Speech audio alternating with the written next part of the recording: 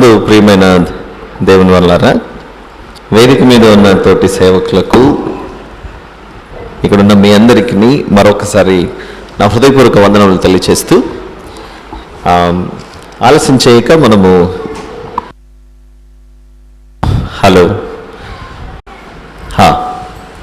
మీకు తెలియజేసిన విధముగా ఈరోజు మనము రెండు ప్రధానమైన ప్రాముఖ్యమైన అంశాలను మాట్లాడుకోవాలి.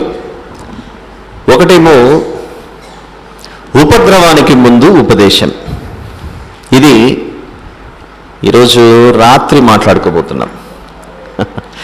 ఉపద్రవానికి ముందు ఉపదేశం అన్నది మీకు పాంఫ్లెట్లో లేదా మీకు సర్క్యులేట్ చేసిన ఈ వాట్సాప్ పిక్చర్స్లో ఫస్ట్ ఉన్నప్పటికీ,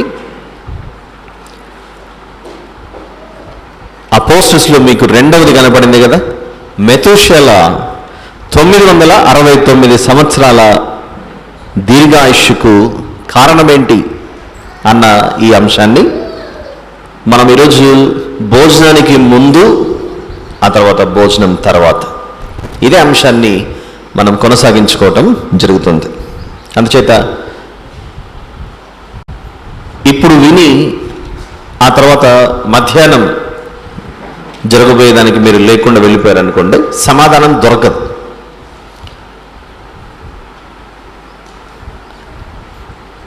మెతూషెల 969 సంవత్సరాల దీర్ఘ ఆయుష్కు కారణం ఏంటి అన్నది చాలా సుదీర్ఘమైనటువంటి అంశం. దానిని ఎంత తక్కువ సమయంలో మనము వివరించుకోవడానికి సాధ్యమవుతుందో అంత వివరించుకోవడానికి మనం ప్రయత్నిద్దాం. దేవుని యొక్క సంకల్పం, మానవుల ఎడల ఆయనకున్నటువంటి ఆలోచన, ఏ ఒక్కరూ నశించిపోకూడదు అన్నది ఆయన ఆలోచన. ఈ విషయం మనం ఎప్పటికీ మర్చిపోకూడదు. మనుషులను చంపే క్రూరుడు కాదు దేవుడు. మనుషులను రక్షించే ప్రేమామయుడు మన దేవుడు. ఈ లోకం లేదా భూమి మీద ఇంకా మనుషులు బ్రతికే ఉన్నారు అని అంటే దానికి గల కారణం క్రైస్తవులు పూజిస్తున్న దేవుడు. మన దేవుని గురించి మనకుండవలసిన ఆలోచనలలో మన దేవుడు నిరంతరము మన గురించే ఆలోచిస్తూ ఉండే దేవుడు. ఆయన మన గురించే ఆలోచిస్తూ ఉండే దేవుడు. ఆయన ఈ భూమిని కలిగించింది ఎవరి కొరకు? ఆకాశంలో ఎగురుతున్న పక్షుల కొరక? భూమి మీద తిరుగుతున్న జంతువుల కొరక?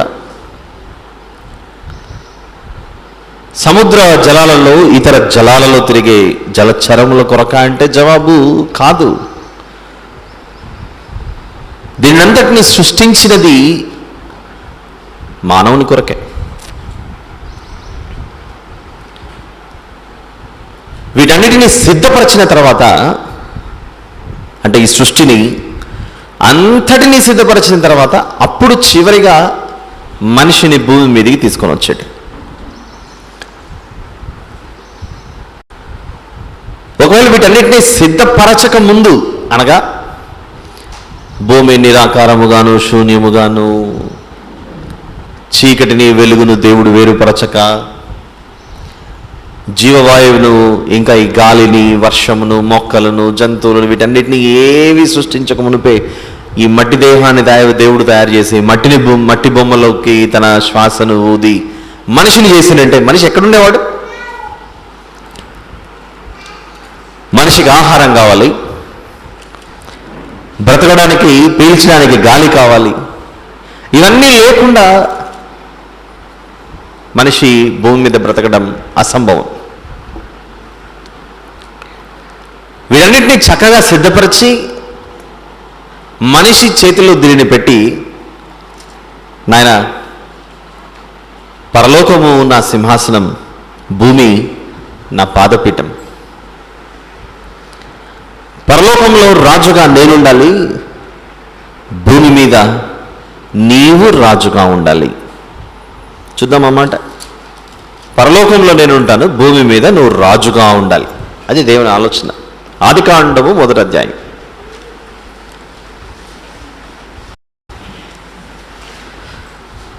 ఆదికాండము 1వ అధ్యాయంలో 28వ వచనంలో దేవుడు వారిని ఆశీర్వదించి పలికిన మాటలలో ఒక మాట, భూమి మీద ప్రాకు ప్రతి జీవిని ఏలుడని దేవుడు వారితో చెప్పాను. ఏలుడి అన్న పదం ఉంది చూడండి. ఏలుడి లేదా ఏలుడని. ఏలడము ఎవరు చేస్తారు? రాజులే చేస్తారు, సాధారణ ప్రజలు చేయరు. ఇక భూమి మీద ఆదాము గారితో దేవుడు మాట్లాడుతున్నప్పుడు ఏలుడి అని మాట్లాడుతున్నాడంటే, దేవుడు మనిషిని భూమి మీద ఎలా పంపించాడు? రాజుగా పంపించాడు, పరిపాలించమని పంపించాడు. ఎంత గొప్ప అవకాశం!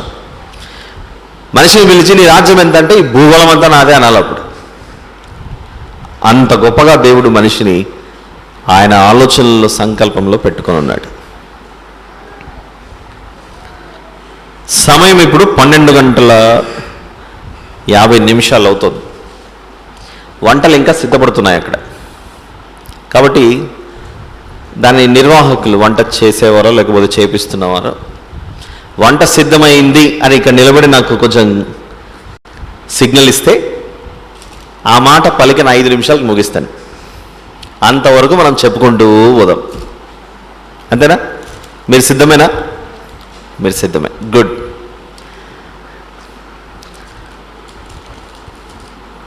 మీలో ఉన్న ఆసక్తి నాకు చాలా ఇష్టం.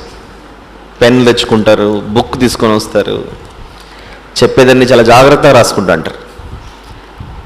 నేను దిగే కొన్ని ప్రాంతాల్లో, అంటే సిటీలో ఎక్కువగా ఉంటాను కనుక, వచ్చే వారం మనం చాలా మంచిది చెప్పుకోబోతున్నాం, మీరు బుక్ పెన్ను తీసుకురండి, అప్పుడు తీసుకొని వస్తారు జనాలు. అందుకే ఎప్పుడైనా ఇలాంటి ప్రాంతాలకు వచ్చినప్పుడు కడుపు నిండా వాక్యం చెప్పేసి వెళ్ళిపోతుంటాను. అంటే మీరు వింటుంటే నాకు ఇక్కడ కడుపు నిండుతున్నంత ఫీలింగ్ ఉంటుంది అనమాట. అదొక ఆనందం, తృప్తి. అంటే వాళ్ళు ఇప్పుడు లేరు కదా కాబట్టి వాళ్ళ మీద నేరం వేస్తున్నాను అనుకోకండి. మీరు కూడా ప్రత్యక్షంగా వచ్చి చూడొచ్చు ఒకసారి. నిజాలు, వాస్తవాలు ఇవన్నీ. బైబిల్లో నుండి మనం ఈరోజు ఆలోచిస్తున్న ఈ ప్రాముఖ్యమైన అంశం, మెతుషెల 969 సంవత్సరాలకు గల ఆ దీర్ఘాయుష్షు గల కారణం ఏంటి అని మనం ఈ విషయాన్ని ఆలోచిస్తున్నాం కనుక కొన్ని విషయాలు నేను చెబుతున్నాను. దానిని మీరు కేవలం అండర్లైన్ మాత్రం చేసుకోండి. ప్రస్తుతానికి వీఆర్ డూయింగ్, మనం ఇప్పుడు ఏం చేస్తున్నామనంటే దేవుని యొక్క సందేశం వింటూ, దానిని పరిశోధిస్తూ, అందులో ఉన్న ఆత్మ సంబంధమైన అర్థాన్ని అన్వేషిస్తున్నాం. This is called Bible study and Bible research. మనం చేస్తున్నది ఏంటి? బైబిల్ స్టడీతో పాటుగా Bible research. The Bible study and the Bible research మనం చేస్తున్నది. ఎందుకు చేస్తున్నాం? పలానా చోటుకి మనం వెళ్తున్నాము, ఏదైనా చేస్తున్నామంటే ఎందుకు, why should we do this, ఎందుకు చేయాలి అనే ప్రశ్న మనకు రావాలి. ఎందుకు చేయాలి అని అంటే మన దేవుడు, మన తండ్రి ఎంత ప్రేమ గల దేవుడో తెలుసుకోవడానికి మనం చేస్తున్న ప్రయత్నం ఇది. కొన్ని సందర్భాల్లో బైబిల్ మనం చదివేటప్పుడు ఎలా ఉంటుందంటే దేవుడు చాలా ఉగ్ర స్వరూపిగా కనబడుతుంటాడు. మరికొన్ని సందర్భాల్లో ఈ దేవుడిని మించిన ప్రేమమయుడు ఇంకొకరు లేరు అనే అభిప్రాయం మనకు కలుగుతూ ఉంటుంది. భూమి మీద ఉండకుండా చేసేదని అన్నప్పుడు అమ్మ అంత కోపం వచ్చింది దేవునికి అని అనిపిస్తుంటుంది. రెండోది, నీ పాపములు నేను ఎప్పటికీ నీ జ్ఞాపకం చేసుకోను అనే మాట కనబడుతుంటుంది.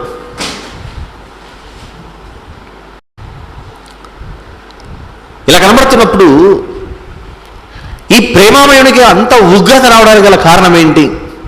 ఎప్పుడు కోపపడే దేవుడా మన దేవుడు? అలాంటి దేవుడు కాదుగా. నిజంగానే ఆ దేవుడు, మన దేవుడు అలా కోపపడే దేవుడు అయి ఉంటే ఈరోజు ఈ సృష్టి ఉండేది కదా, ఎప్పుడో దీన్ని కాల్చి భస్మం చేసి బూడిద చేసేవాడు. కొన్ని అండర్లైన్ చేసుకోండి దయచేసి, ఆ తర్వాత ఈ విషయాన్ని అర్థం చేసుకోవడానికి మనం కొంచెం కష్టపడాలి. ఆదికాండము 5వ అధ్యాయము 3వ వచనంలోని వచనము మొత్తాన్ని అండర్లైన్ చేసుకోకండి. కేవలం ఆదాము 130 ఏండ్లు అన్నది చూసారా, ఆ 130 ఏండ్లు మాత్రమే అండర్లైన్ చేసుకోండి. జస్ట్ 130, 130 ఏండ్లు మాత్రమే అండర్లైన్ చేసుకోండి. ఆ తర్వాత 6వ వచనం, షేతు 105 ఏండ్లు అన్నది చూసారా, ఆ 105 ఏండ్లు మాత్రమే అండర్లైన్ చేయండి. అలానే 9వ వచనం, ఎనోషు 90 సంవత్సరములు బ్రతికి అన్నది చూసారా, ఆ 90 సంవత్సరములు మాత్రమే అండర్లైన్ చేయండి. 12వ వచనం, కేయినాను 70 ఏండ్లు, ఆ 70 ఏండ్లు మాత్రమే అండర్లైన్ చేయండి. అండర్లైన్ చేసుకుంటారా, సర్కిల్ చేసుకుంటారా, లేదా మీ నోట్బుక్లో ఆ సంవత్సరాలను రాసుకుంటారా, చాయిస్ ఇస్ యువర్స్, కానీ అది మాత్రం మీరు అండర్లైన్ చేసుకోండి. అలానే 15వ వచనం, మహలలేలు 65 ఏండ్లు బ్రతికి అని 65 ఏండ్లు అనేది ఉంది చూసారా, ఆ 65 ఏండ్లు. అలానే 18వ వచనంలోని ఎరెదు 162 ఏండ్లు 162. అలానే 21వ వచనం, హనోకు 65 ఏండ్లు బ్రతికి అని 65 ఇయర్స్ మనకు కనబడుతోంది. అలానే 25వ వచనం, మెతుషెల 187 ఏండ్లు 187. అదైన తర్వాత 28వ వచనం, లెమెకు 182 ఏండ్లు అని 182 పరంద. ఆ తర్వాత 7వ అధ్యాయంలోని 7వ అధ్యాయం, ఆదికాండము 7వ అధ్యాయం 6వ వచనం చూద్దాం. 7వ అధ్యాయంలోని 6వ వచనంలో నోవహు 600 ఏండ్లవాడు అని 600 ఏండ్లవాడు అని 600 మాత్రం మీరు అండర్లైన్ చేయండి. చాలు, మీరు అండర్లైన్ చేయడం అయిపోయింది అని నేను అనుకుంటున్నాను. ఇప్పుడు ఇంకొక మైక్ ఏమైనా ఉందా మన దగ్గర? ఎవరైనా చక్కగా నీట్గా చదవగలిగే వారు ఇక్కడ ఉంటే, మనం వేటినైతే అండర్లైన్ చేశామో వాటన్నిటినీ ఒకదానితో ఒకటి మనం చిన్నప్పుడు అంటే దాదాపుగా మనం అందరం ఎడ్యుకేటెడ్ పీపులే ఎక్కువ మంది ఇక్కడ ఉన్నారని అనుకుంటున్నాను, కనీసం స్కూల్స్ ఎడ్యుకేషన్ ఉన్నవాళ్ళు. మీ సెల్ ఫోన్ని ఓపెన్ చేసి క్యాల్కులేటర్ ఓపెన్ చేసి ఆ క్యాల్కులేటర్లో మీరు వేటినైతే అండర్లైన్ చేశారో ఆ అండర్లైన్ చేసిన దానిని ఒకదానితో ఒకటి కూడండి, అడిషన్స్ చేయండి. అడిషన్స్.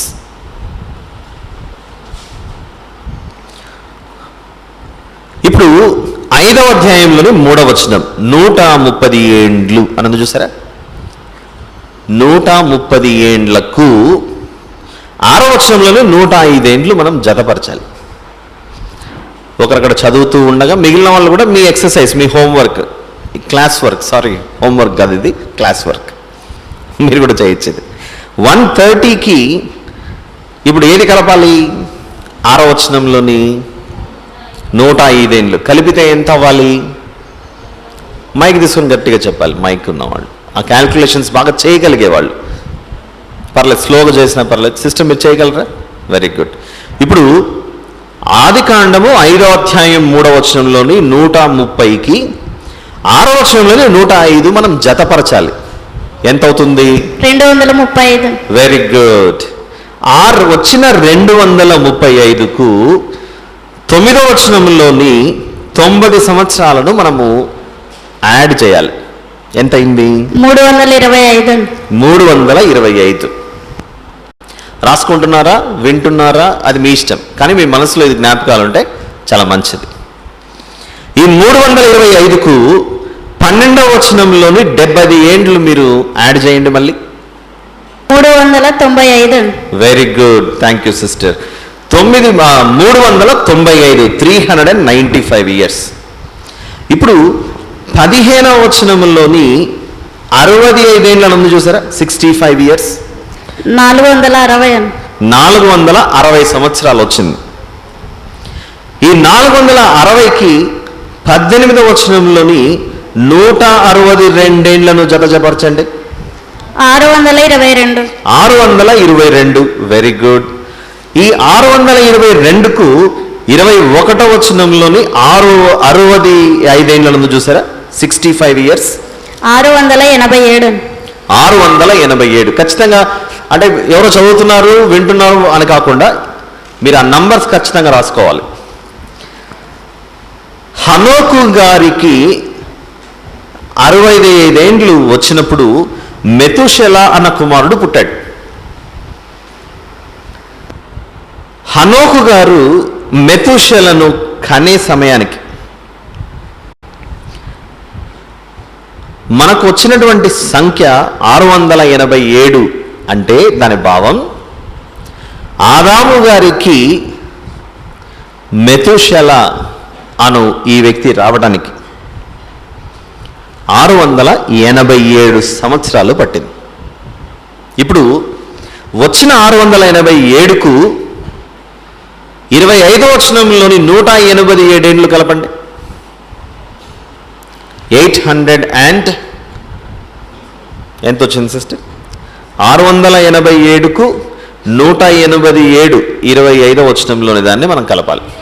874. 874. 874 వచ్చిన ఈ సంఖ్యకు 28వ వచనంలోని లెమెకు 182 ఏండ్లు బ్రతికారని చూసారా, 182 దాన్ని యాడ్ చేయండి. 1056 అండి. 1056. 1056. All right. అంటే ఈ సంఖ్యలు మీరు ఎవరైనా రాసుకోకపోతే చేయొద్దండి దయచేసి. మళ్ళీ మీ కొరకు ఒకసారి రిపీట్ చేయాలనుకుంటున్నాను. ఎందుకంటే ఈ నంబర్స్ మీకు అర్థం కాకపోతే ఈరోజు మార్నింగ్, తర్వాత ఆఫ్టర్నూన్, ఇప్పుడు మాట్లాడుకునేది, తర్వాత మధ్యాహ్నం మాట్లాడుకునేది ఏది అర్థం అవ్వదు. అందరు రాసుకున్నారా? ఎవరు అరే మేము రాసుకోలేదంటే మమ్మల్ని ఏమైనా తిడతాడేమో, అవమానం అవుతుందేమో, అందరి ముందు నవ్వాల్సి వస్తుంది, సిగ్గుపడకండి. వీఆర్ ఆల్ వన్ ఫ్యామిలీ, మనమంతా ఒక కుటుంబం. ఇక్కడికి వచ్చిండేది దేవుని మాటలు నేర్చుకోవడానికి వచ్చాం. మిస్ అయ్యింటే మరొకసారి రిపీట్ చేస్తున్నాను, దయచేసి వీటిని మీరు జ్ఞాపకం ఉంచుకోండి. ఆదాము గారు 130 సంవత్సరాలు బ్రతికి ఒక కుమారుని కన్నాడు. అంటే కయ్యను హేబేలు కాకుండా. ఆ కుమారుని పేరు షేతు. అంటే ఆదాము గారి వయస్సుకు తన కుమారుడైన షేతుకు మధ్య వయసులో తేడా ఏమిటి, ఎంత ఉంది అని అంటే 130 సంవత్సరాలు. ఎలాగైతే తండ్రికి కుమారునికి వయసులో ఉన్న తేడాను మనము 130 సంవత్సరాలని లెక్కేశామో, ఆదాము గారికి మనవడుకు, ఆదాము గారి మనవడు ఎవరై ఉండొచ్చు? షేతుకు పుట్టిన కుమారుడు. షేతు గారికి ఎవరు పుట్టారు? ఎనోషు పుట్టాడు. తాతగారికి మనవడికి ఉన్నటువంటి వయస్సు తేడా ఇక్కడ మనకు కనబడుతుంది. ఈ లెక్కలను బట్టి షేతు 105 ఏళ్ళు బ్రతికి ఎనోషును కనెను. అలా మనవడు పుట్టే సమయానికి, గ్రాండ్ సన్ జన్మించే సమయానికి ఆదాము గారికి 235 సంవత్సరాలు. ఇక్కడ కూడా పెద్దవాళ్ళు ఉన్నారు. మీకు మీ కుమారునికి వయసు తేడా ఏంటంటే 20-30 సంవత్సరాలు ఉండొచ్చండి అని అనొచ్చు. ఆ కుమారుడు పెద్దవాడై ఆ అబ్బాయికి మీరు వివాహం చేసే సమయానికి మీ వయసు 50 సంవత్సరాలు 60 సంవత్సరాలు అవ్వచ్చు. ఆ వివాహమైన వ్యక్తికి మళ్ళీ కుమారుడు పుట్టాడు అనుకోండి, వివాహమైన 4 ఏళ్లకో 2 ఏళ్లకో సంవత్సరానికో కుమారుడు పుట్టాడు. మీకు 60 సంవత్సరాలు ఉన్నప్పుడు మీ కుమారునికి వివాహం చేశారు, వివాహమైన 1 సంవత్సరానికి బిడ్డ పుట్టాడు. అప్పుడు మీ మనవడికి మీకు ఉన్న వయసులో తేడా ఎంత? మీ వయసు 60 సంవత్సరాలు ఉన్నప్పుడు కుమారునికి వివాహం చేశారు, వివాహమైన 1 సంవత్సరానికి మనవడు పుట్టాడు. మీ కుమారునికి వివాహమైన 1 సంవత్సరానికి కొడుకు పుట్టాడు. అప్పుడు మీ వయసు ఎంత ఉంటుంది? 60 ఉంటుందా? 61 వస్తుంది. ఆ చిన్న లెక్కనే మనం చేస్తుంది ఇక్కడ. ఆ చిన్న లెక్కనే ఇది. ఆదాము గారికి కొడుకు పుట్టే సమయానికి 130 సంవత్సరాలు ఆదాము గారి ఏజ్, వయసు. ఆదాము గారికి మనవడు పుట్టేసరికి ఆయన పెద్దోడైపోయాడు. చాలా 235 సంవత్సరాలు పట్టేది. కాలం గడిచిన తర్వాత ఆదాము గారి మనవడికి కూడా పెళ్ళయింది. ఆ మనవడి కుమారుడు పుట్టాడు. మనవడికి కుమారుడు పుడితే ఆదాము గారికి ఆ మనవడికి పుట్టిన కుమారుడు ఏమవ్వాలి? ముని మనవడు అవుతాడు. అర్థమవుతుంది కదా? అలా ముని మనవడైతే ఆ ముని మనవడు పుట్టే సమయానికి ఆదాము గారి వయస్సు 325 సంవత్సరాలు. ఇలా లెక్కేసుకుంటూ లెక్కేసుకుంటూ లెక్కేసుకుంటూ వస్తే మనందరికీ బాగా తెలుసు ఒక వ్యక్తి, దేవునితో నడిచిన వ్యక్తి అని ఒక వ్యక్తి గురించి మాట్లాడుకుంటాం. ఆదికాండంలో దేవునితో నడిచిన వ్యక్తి అని ఒక వ్యక్తి గురించి మాట్లాడుకుంటాం. ఎవరైనా? హనోక్. హనోకు అన్న దైవజనుడు, ప్రవక్త, దైవ సేవకుడు. హనోకు గారు భూమి మీద పసిబిడ్డగా జన్మించే సమయానికి ఆదాము గారి వయస్సు ఇక్కడ ఈ ప్రకారంగా మనం రాసుకున్న లెక్కల ప్రకారంగా హనోకును కన్నది వారి నాన్న పేరు ఎరెదు. 18వ వచనంలో హనోకు జననమైన సమయానికి 622 సంవత్సరాలు. ఆదాము గారు జననమైన ఆదాము గారు భూమి మీదకి వచ్చిన 622 సంవత్సరాలకు దైవజనుడైన హనోక్ గారు వచ్చారు. గాలికి ఎగిరిపోతుంది, అది పర్లేదు, రైట్.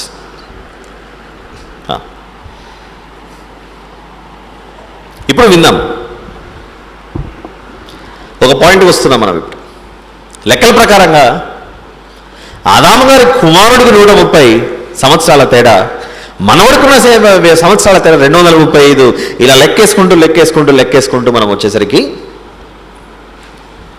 దైవజనుడైన హనోకు పసిబిడ్డగా తల్లి ఒడిలో జననమైన ఆ సమయానికి ఆదాముకి హనోకు గారికి వయస్సులో తేడా 622 సంవత్సరాలు. ఇది నేను చెబుతున్నానా, మీరు చూసిన లెక్కల? మనం అందరం చూసిన లెక్కలేదు.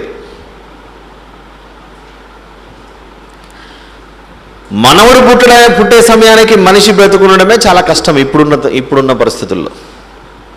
అలాంటిది మనవడు పుట్ట, ఆ మనవడికి మళ్ళీ కొడుకు పుట్ట, ఆ ముని మనవడు కూడా మళ్ళీ పిల్లలు వచ్చారు. అలా వరుసగా దేవుడు ఆ కాలంలో మనిషి యొక్క ఆయుష్ను అలా సుదీర్ఘకాలం పెంచుకుంటూ వచ్చాడు.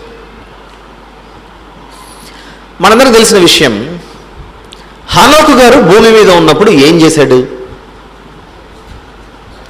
భక్తిహీనులకు తీర్పు రాబోతోంది అని సువార్త ప్రకటించిన వ్యక్తిన. తెలుసుగా? వచనం ఎవరన్నా తీసి చెప్పగలరా? యూదాపత్రిక. యూదాపత్రిక అందరూ తీయండి. ప్రకటన గ్రంథం కంటే ముందున్నటువంటి పత్రిక. యూదాపత్రిక 14వ వచనంలో ఆదాము మొదలుకొని 7వ వాడైన హనోకు కూడా వీరిని గూర్చి ప్రవచించి ఇట్లనెను. ఏమన్నాడు హనోకు గారు? ఇదిగో అందరికీ తీర్పు తీర్చుటకును వారిలో భక్తిహీనులందరూ భక్తిహీనముగా చేసిన వారి భక్తిహీన క్రియలన్నిటిని గురించి భక్తిహీనులైన పాపులు తనకు విరోధముగా చెప్పిన కఠినమైన మాటలన్నిటినీ గూర్చి వారిని ఒప్పించుటకును ప్రభువు తన వేవేల పరిశుద్ధుల పరివారముతో వచ్చెను. ఈ మాట ప్రకటించింది ఎవరు? దేవునితో నడిచిన దైవజనుడైన హనోక్ గారు. హనోకు గారి జననం ఎప్పుడు జరిగింది అన్నది ఇందాక మనం చూసిన లెక్కల ప్రకారంగా ఆదాము గారు భూమి మీదకి వచ్చి శ్వాసను పీల్చిన ఆ సమయం నుండి లెక్కేసుకుంటూ వస్తే హనోకు గారు జననమైనది 622వ సంవత్సరం. ఇప్పుడు మనం ఉన్నామండి. ఏం చెప్తున్నానో మీకు అర్థమయ్యడానికి కొంచెం కష్టపడాల్సి వస్తుందేమో. అంటే ఇవన్నీ ఒక్కొక్కసారి లెక్కలు వేసుకుంటూ మ్యాథమెటిక్స్ చేసుకుంటూ ఇలా చేసుకుంటూ వెళ్ళడం మనము చిన్నప్పటి నుంచి వాక్యాలను వినిన శైలి మనది కాదు కాబట్టి వెంటనే ఇలాంటి వాటిని అర్థం చేసుకోవడం కొంచెం కష్టమవుతుంది. ఒప్పుకుంటారు ఈ విషయానికి? సాధారణంగా మనం వినే వాక్యాలు, ఇదిగో మనం అపరాధులము, మనం పాపాత్ములం, యేసు ప్రభు శిలువ మీద మన కొరకు బలయ్యాడు, రక్తాన్ని చిందించాడు, మన కొరకు బలయ్యాడు, సమాధి చేయబడ్డాడు, తిరిగి లేచాడు.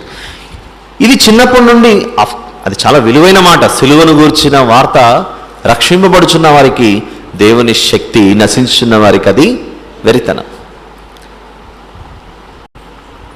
ఇది ప్రతి సందేశంలో మనం విని విని విని విని విని విని అలవాటైపోయేసరికి చెప్పిన వెంటనే మనం ఏమవుతామంటే ఆ సందేశానికి మనం కనెక్ట్ అయిపోతాం. ఓ ఇది చెప్తా, సిలువను గురించి చెప్తున్నారు, ప్రభు నా కొరకు సిలువ మీద బలయ్యాడు, నా అపరాధాల కొరకు చనిపోయాడు. అలా ఎవరైనా ఒక మాట చెబుతుండగానే నెక్స్ట్ ఏం చెబుతారో అనేది మనం అర్థం చేసుకోగలం. కానీ ఇలా లెక్కలేసుకుంటూ కూడికలు, తీసివేతలు, గణాంకాలు వేసుకుంటూ లెక్కలేసుకుంటూ మనం విన్నది చాలా అరుదు కనుక ఇలాంటి వాటిని అర్థం చేసుకోవడానికి ఖచ్చితంగా మీరు కొంచెం కష్టపడాలి. మీరే కాదు, నేను కూడా మీకు సులభంగా అర్థం చేయించడానికి నేను కష్టపడాలి. మనందరం కలిస్తేనే మనం ఈరోజు దేవుని మనస్సును అర్థం చేసుకోవడానికి, మన కొరకు దేవుడు చేసిన ఆ అనాది సంకల్పం ఏంటి, ఆయనకున్న ఆలోచన ఏంటి, దీర్ఘ ప్రణాళిక ఏంటి, అవి మనకు అర్థం చేసుకోవడానికి సులభం అవుతుంది. ఇలాంటి శైలి మనం వినలేదు కనుక ఖచ్చితంగా మీరు మనసు పెట్టే కేంద్రీకరించి వినాలి. ఇప్పుడు ఇంకో వచ్చిన మళ్ళీ వెళ్ళండి ఆదికాండం 5వ అధ్యాయానికి. ఆదాము గారి సందర్భమే.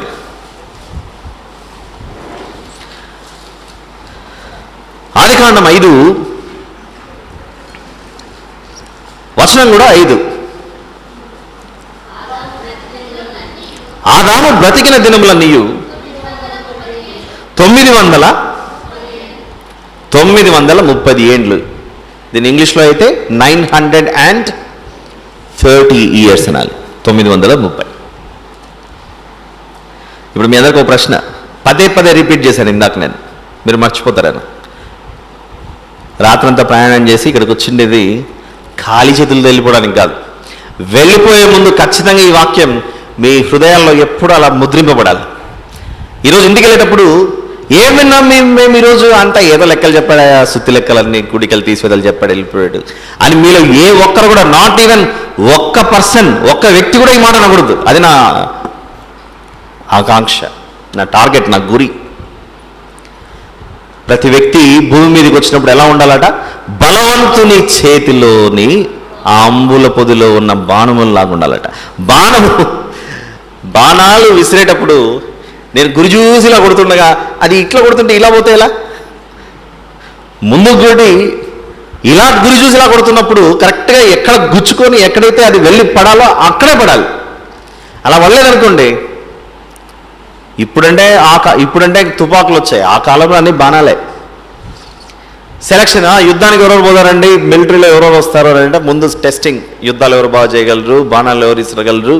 ఒకటి ఇసురుతున్నాడు ఇలా, ఇది వెళ్ళి ఇట్లా పోతుంది బాణం, అది చట్ పక్క తిరగడు అంటాడు. అలా ఈరోజు ఈ వాక్యం ఇక్కడ కూర్చున్న అందరి హృదయాల్లో అంత సూటిగా వెళ్ళి ముద్రింపబడాలి. బాణాలు తీసుకొని వచ్చాను మిమ్మల్ని కొడతాననేది కాదు నా ఉద్దేశం.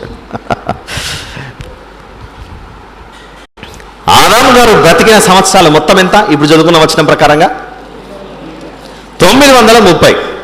ఇప్పుడు నెక్స్ట్ క్వశ్చన్, ఆదాము గారు పుట్టిన ఎన్ని సంవత్సరాలకు భూమి మీదకి హనోక్ గారు వచ్చారు? ఆదాము గారు జననమైన 622 సంవత్సరాలకు దైవజనుడైన హనోక్ గారు వచ్చారు. ఇప్పుడు ఈ రెండింటిని కలిపి చూద్దాం, ఆలోచిద్దాం. ఏ రెండింటిని కలపడం? ఆదాము గారు బ్రతికినది మొత్తం 930 సంవత్సరాలు. ఈ 930 సంవత్సరాలలో ఆదాము గారి వయస్సు 622 వచ్చేసరికి ఒక మహానుభావుడు పుట్టాడు. ఆయన గర్భంలో నుండి వచ్చిన పిల్లల్లో నుండే. ఎవరైనా? హనోకు అను దైవజనుడు. అంటే హనోకు గారు ఆదాము గారికి వయస్సు 622 సంవత్సరాలు ఉండగా పుట్టినప్పుడు, ఆ పసిబిడ్డగా ఉండగానే వచ్చి నేను సువార్త చెప్తాను మీరందరూ వినండి అదేమే లేరుగా. ఆ పసిబిడ్డ పాలు తాగాలి, నడక నేర్చుకోవాలి. ప్రతి మనిషిలాగానే ఆ బిడ్డ తల్లిపాలు తాగుతూ 3-4 రోజుల తర్వాత బోర్ల పడాలి. 3-4 రోజులు అంటే 3-4 రోజులు, 3-4 నెలల తర్వాత 3-4 నెలల తర్వాత ఆ బిడ్డ బోర్ల పడాలి. తర్వాత దోగాడాలి. కుర్చీలు, బెంచీలు, సోఫా ఇలాంటి వాటిని పట్టుకుని, ఇప్పుడంటే కుర్చీలు, సోఫాలు, ఆ కాలంలో రాళ్ళు గుట్టలు ఏది పట్టుకున్నాడేమో మనది. మొత్తానికైతే ఆ హనోకను, ఆ పసిబిడ్డ నడక నేర్చుకోవాలి. నడక నేర్చుకుంటూ ముద్దు ముద్దు మాటలు అలాంటివన్నీ మాట్లాడాలి. అలాంటి మాటలని మాట్లాడి కొంచెం నూనూగు మీసాలు రావాలి పెద్దగైన తర్వాత. ఆ నూనూగు మీసాలు వచ్చిన తర్వాత అబ్బాయి పెద్దగయ్యాడని అందరూ అనాలి. అలా అబ్బాయి పెద్దగయ్యాడు అని అందరూ అంటూ ఉండగా, అప్పుడు ఈ పెద్దవాడైన ఈ అబ్బాయి ఇప్పుడు ఏం చేయాలి? భక్తిహీనుల మీదకి తీర్పు రాబోతోంది, జాగ్రత్త, భక్తిహీనుల మీదకి తీర్పు రాబోతోంది, జాగ్రత్త అని హనోకు గారు వీధి వీధిన సువార్త ప్రకటించాలి. ఇదంతా జరగడానికి హనోకు గారికి ఎంత కాలం పట్టిండొచ్చు? పసిబిడ్డగా ఎదగాలి, ఒక 5 ఏళ్ళు అనుకుందాం. ఆ తర్వాత నూనూగు మీసాలు రావాలి భూమి మీద. అతనికి ఎన్నేళ్ళు వచ్చిండొచ్చు నూనూగు మీసాలు రావడం అంటే? ఒక 20 ఇయర్స్, 22 ఇయర్స్ అనుకుందాం. 22 ఇయర్స్. దేవుడు హనోక్ గారిని మరి యేసు ప్రభు 30 సంవత్సరాల కాలంలో ఎలాగైతే సువార్త ప్రకటించాడో, హనోక్ గారు కూడా 30 సంవత్సరాల కాలానికి సువార్త ప్రకటించాడే అనుకుందాం కొద్దిసేపు. ఎంత వయసుకు సువార్త ప్రకటించడానికి మనకు ఆధారాలు లేకపోయినా, ఒక వ్యక్తి కొంచెం పెద్దవాడే, కొంచెం ప్రజల మధ్య నిలబడి మంచి మాటలు చెబుతున్నాడు అనే విషయం ప్రజలు గుర్తుపట్టాలంటే ఆ వ్యక్తి కనీసం 25 నుంచి 35, 40 ఆ రేంజ్లో ఉంటే పెద్ద మంది చెప్తున్నాడు వినాలి అని అనుకుందాం. ఇప్పుడు ఆదాము గారు జననమైన 622 సంవత్సరాలకు హనోక్ గారు పుడితే, హనోక్ గారు ఆయన వయసు 40 సంవత్సరాలు ఉన్నప్పుడు సువార్త ప్రకటించడం ప్రారంభించాడు అనుకుందాం కొద్దిసేపు. హనోకు గారికి వయస్సు 40 సంవత్సరాలు రాగా సువార్త ప్రకటించాడు అనుకుందాం కొద్దిసేపు. 622లో హనోకు గారు జననమైతే ఆయనకు 40 సంవత్సరాలు కలిపితే 622కు 40 కలిపితే ఎంత అవుతుంది? 662. ఇప్పుడు నా ప్రశ్న, ఆదాము గారు బ్రతికిన కాలం మొత్తం ఎంత? 930. మనం వేసుకున్న అంచనా ప్రకారంగా హనోకు గారికి 40 సంవత్సరాలు వచ్చినప్పుడు సువార్త ప్రకటిస్తే, హనోకుకు 40 సంవత్సరాల వయసు వచ్చినప్పుడు ఆదాము గారికి వయసు ఎంత ఉండాలి? 662. భక్తిహీనుల మీదకి తీర్పు రాబోతోంది అని ఈ హనోకు గారు సువార్త ప్రకటిస్తున్నప్పుడు, ఈ సువార్త మాటలు ఎవరి చెవిలో వినిపించబడి ఉండాలి? ఆదాము గారికి వినపడే ఉండాలి. ఈ సువార్త వినబడేంత వరకు ఆదాము గారిని దేవుడు బ్రతికించే ఉంచాడు. అలా అని దేవుని గురించి ఆదాము గారికి అంతకుముందు తెలీదా? అంటే తెలుసు. అయితే భక్తిహీనుల మీదకి తీర్పు రాబోతోందని హనోకు గారు ప్రకటించాడు అని అంటే, ఆదాము హవ్వమ్మలలో నుండి కయీను, హేబేలు తర్వాత షేతు గారు పుడితే, షేతు గారి తర్వాత కూడా కుమారులను కుమార్తెలను ఆదాము గారు కన్నారు.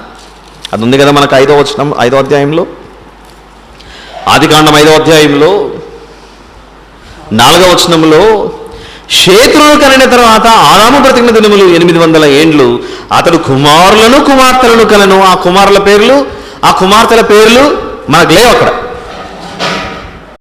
ఉన్నాయి, అక్కడ లేవు. అలా లేవనంటే హనోకు గారు భక్తిహీనుల గురించి సువార్త ప్రకటించాడంటే దానికి గల కారణం ఆదాము గారి గర్భంలో నుండి వచ్చిన వారు అనేక మంది ఏమై ఉండొచ్చు, ఏమైపోయారు? భక్తిహీనులు అయిపోయారు. అలా భక్తిహీనులు అయిపోయినందుకే భక్తిహీనులకు తీర్పు రాబోతోంది అని చెప్పవలసిన అవసరం వచ్చింది. ఒప్పుకుంటారు ఈ విషయానికి? భూమి మీద అందరూ నీతిమంతులు అయి ఉంటే హనోకు గారు వచ్చే సమయానికి అందరూ భక్తిపరులు అయి ఉంటే ఇక భక్తిహీనులకు తీర్పు రాబోతోంది అని ప్రకటించవలసిన అవసరం ఏముంది? అంతే కదా.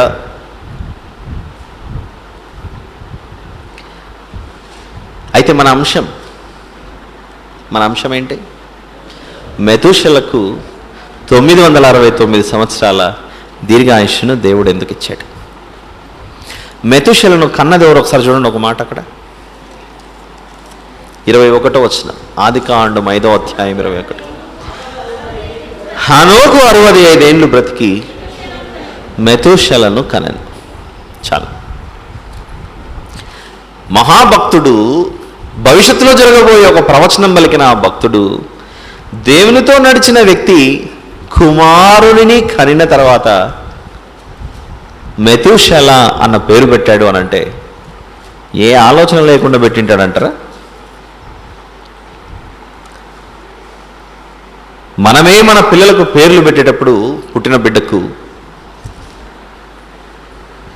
ఏం పేరు పెట్టాలని ఒక నెల రోజులు ఆలోచిస్తాం. నేను కొందరిని చూశాను, పుట్టిన 4 ఏళ్లకు కూడా పేరు పెట్టలేదు. ఇంట్లో బుజ్జి, కన్న, బంగారు, పండు అట్లే పిలుచుకుంటున్నారు. ఇంతకు అసలు పేరు ఏంటి చెప్పాలంటే ఏం పెట్టాలో తెలియదు గారు, ఏం పెట్టాలో తెలియదు, ఆలోచిస్తూ ఉన్నామని అట్లా ఆలోచించుకుంటూ వెళ్ళిపోయారు జనాలు.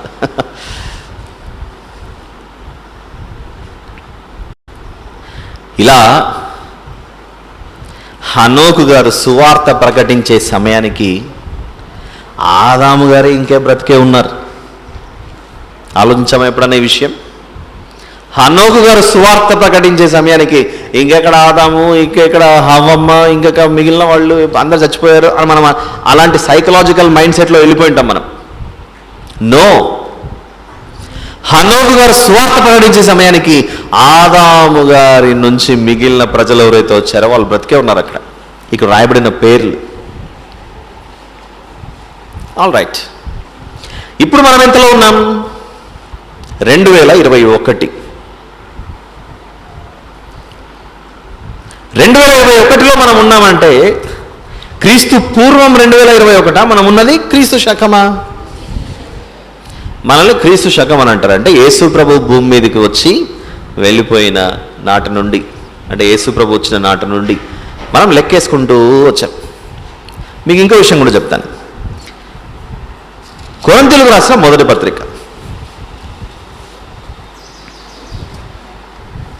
15వ అధ్యాయం. చాలా కాలం క్రితం ఇక్కడే ఇదే హాల్లోనే ఇక్కడే కూర్చొని మనం మాట్లాడుకున్న అంశానికి సంబంధించిన ఒక చిన్న వచనం ఇది. మొదటి ఆదాము, కడపటి ఆదాము సంబంధించి. కొరింథీయులకు రాసిన మొదటి పత్రిక 15వ అధ్యాయం 45వ వచనాన్ని చూద్దాం. 45. ఇందు విషయమై ఆదామును మొదటి మనుష్యుడు, జీవించు ప్రాణి ఆయనని వ్రాయబడి ఉన్నది. కడపటి ఆదాము జీవింపచేయు ఆత్మాయను అని మనకిక్కడ 2 ఆదాములు కనబడుతున్నారు. ఎవరి ఆదాములు? ఆదికాండములో దేవుడు మట్టి బొమ్మలు చేసి నాసికానందంలో ఊదగా జన్మించినటువంటి ఆ మొదటి ఆదాము, అలానే పునరుత్థానుడై తిరిగి లేచిన మన ప్రభువైన మన దేవుడైన యేసుక్రీస్తు ప్రభుల వారి గురించి కడపటి ఆదాము అని ప్రస్తావించబడింది ఇక్కడ. అదే కదా దాని భావం. కొరింథీయులకు రాసిన మొదటి పత్రిక 15:45. ఈ వచనంలో నాకు 2 ఆదాములు కనబడుతున్నారు. ఎవరి ఆదాములు? ఒకటి మొదటి ఆదాము, 2 కడపటి ఆదాము. ఇప్పుడు మనం 2021లో ఉన్నాం. హలో, మీరందరూ వినాలి జాగ్రత్త.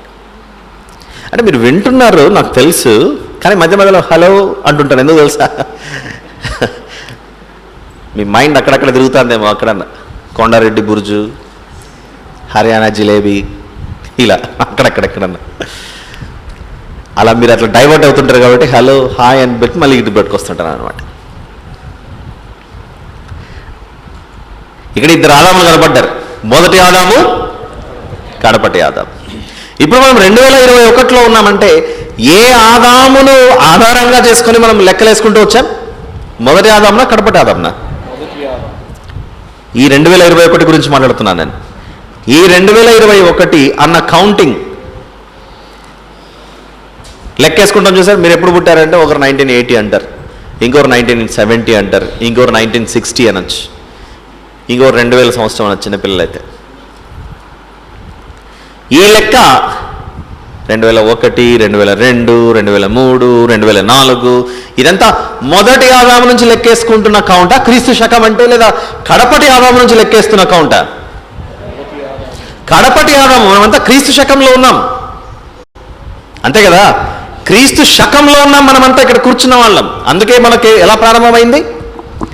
యేసు ప్రభు వచ్చిన సంవత్సరం 1, యేసు ప్రభు అయిపోయిన సంవత్సరం 2, యేసు ప్రభు అయిపోయింది 3, యేసు ప్రభు వచ్చిన సంవత్సరం 4, 5, 6 అలా యేసు ప్రభు పుట్టి ఈ భూమి మీదకి వచ్చినప్పటి నుండి 1, 2, 3, 4, 5, 6, 7, 8, 9, 10, 11 అలా అలా లెక్కేసుకుంటూ వచ్చేసరికి నంబర్ ఎంత వచ్చింది మన కౌంట్? 2021 సంవత్సరం వచ్చింది. కొరింథీయులకు రాసిన మొదటి పత్రిక 15:45 ప్రకారంగా ఇక్కడ కూర్చున్న మన లెక్క మొదటి ఆదాము నుంచి లెక్క చేయక ఏ ఆదాము నుంచి లెక్కేసుకుంటూ వచ్చారు? కడపటి ఆదాము నుంచి లెక్కేసుకుంటూ వచ్చారు. అవునా? ఇప్పుడు మానవ జీవిత కాలం క్రీస్తు శకం, క్రీస్తు పూర్వం అని 2 భాగాలుగా విభజిస్తే, క్రీస్తు శకం జరిగిన నాట నుండి ఇప్పటికి ఎన్ని సంవత్సరాలు అయింది? Very simple, 2021. అవునా? 2021 అని మనకు క్లారిటీ ఉంది కనుక క్రీస్తు పూర్వం ఎన్ని సంవత్సరాలు ఉందో లెక్కేద్దాం. క్రీస్తు పూర్వం ఎన్ని సంవత్సరాలు ఉందో. క్రీస్తు పూర్వం ఎన్ని సంవత్సరాలు ఉండడం ఏంటి? వెరీ సింపుల్, మనకు దొరికిపోయింది. ఏంటది? ఆదాము గారు బ్రతికిండేదే 930 సంవత్సరాలు. అవునా? ఇందాక మనం లెక్కేశాం. ఏం లెక్క అది? ఆదాము పుట్టిన ఎన్ని కాలానికి, ఎంత కాలానికి అలా లెక్కేసుకుంటూ వస్తే ఇందాక ఒకరు చదివారు 1056 అయిపోయింది అప్పటికే. సిస్టర్, ఎప్పటి వరకు వచ్చింది అది? ఆదాము గారు భూమి మీదికి వచ్చిన సమయం నుండి నోవహు గారు జననమయ్యే సమయానికి, ఆదాము నుండి నోవహు గారు పసిబిడ్డగా జన్మించే సమయానికి 1056 సంవత్సరాలు పట్టింది. అవునా? అదే కదా మనం లెక్కేసుకుంది. అంటే మనకు క్రీస్తు పూర్వం ఒక 1000 years సంబంధించిన ఇన్ఫర్మేషన్ దొరికింది మనకు. క్రీస్తు శకం ఎన్ని సంవత్సరాల ఇన్ఫర్మేషన్ దొరికింది ఇప్పుడు? 2021. ఈ 2021 ఒక 1000 వేసుకుంటే ఇప్పుడు ఎంతైంది? 3000. ఇప్పుడు మనకు తెలియాల్సింది ఏంటంటే, నోవాహు గారు జననమైన కాలము నుండి పాత నిబంధన ముగించబడే సమయానికి ఎన్ని సంవత్సరాలు అయిందో లెక్కేస్తే ఖచ్చితంగా మనకి ఇప్పుడు ఏం బయటికి రావచ్చు? ఆదాము గారు భూమి మీదకి వచ్చినప్పటి నుండి మానవుడు ఇంతవరకు జన్మించిన ఈ కాలం వరకు మొత్తం సంవత్సరాల సుమారు సంఖ్య మనకు దొరికిపోతుంది. ఎందుకంటే ఇదంతా శుద్ధి చెప్తారు. మన అంశమే మెతూషల దీర్ఘాయుషుకు కారణం ఏంటి అది చెప్పేస్తే మేము ఇంటికి వెళ్ళిపోతాం కదా, మధ్యాహ్నం ఎండలు ఎక్కువ ఉన్నాయి, ఇంటికి వెళ్ళిపోవచ్చు. నో, అలా చెప్పేసి అలా వెళ్ళిపోతే మీకు వాట్సాప్లో రికార్డ్ చేసి పంపించేవాడిని. చూద్దామా? ఆదాము గారు జననమైన నుండి మీరు రాసుకున్న ఆదికాండం 5వ అధ్యాయము 28వ వచనం అనగా నోవహు గారు జననమయ్యే సమయానికి 1056 సంవత్సరాలు. ఇప్పుడు 7వ అధ్యాయంలోని 6వ వచనం కూడా మీరు అండర్లైన్ చేసుకున్నారు ఇంతకుముందు చెప్పినప్పుడు, గుర్తుందా? ఆ 1056కు ఈ 600 కలిపితే ఎంత అవుతుంది? Very simple. 1000 రూపాయలకి నేను మీకు 600 ఇచ్చాను అనుకోండి, ఎంత అవుతుంది? అంతే కదా అక్కడ. మళ్ళీ దానికి క్యాలిక్యులేటర్ అవసరమా? ఆలోచించండి. 1000 రూపాయలకి నేను 600 రూపాయలు ఇచ్చా, ఒక 500 రూపాయల నోటు, 100 రూపాయల నోటు, ఎంత అవుతుంది మనీ అప్పుడు? 1600 అవుతుంది. బాబు ఇంకా మనకు అక్కడ ఇంకా కొంచెం ఉంది ఖర్చు, ఒక 5 రూపాయల కాయని ఇంకొక 1 రూపీ కాయని ఇచ్చా, 600తో పాటుగా 1000 రూపాయలు 600, ఇంకో 5 రూపాయలు, ఇంకో 1 రూపీ కాయని ఇచ్చా, ఇప్పుడు ఎంత అవుతుంది? అంత ఆలోచిస్తారేంటి? 1000కి 600 కలిపారండి, 1600 అయింది. 1600కి ఇంకో 5 రూపాయలు ఇచ్చా అడిషనల్గా, ఇప్పుడు ఎంత అయింది? 1605. ఆ 1605 అన్న ఇంకొక రూపాయి తక్కువైందనంటే మళ్ళీ 1 రూపాయి ఇచ్చా, ఇప్పుడు ఎంత అయింది? అంతే కదా. ఈ లెక్క ప్రకారంగా నోవహు గారు ఓడలోనికి వెళ్ళిన సమయానికి, ఆదాము గారు భూమి మీద ఊపిరి పీల్చుకున్న ఆ సమయం నుండి నోవహు గారు ఓడలోనికి వెళ్ళిన సమయానికి లెక్క మనకు ఎంత తేలింది? ఇప్పుడు 1656. ఈ 1656 అయిపోయిన తర్వాత ఒకసారి ఆదికాండము 11లోకి రండి.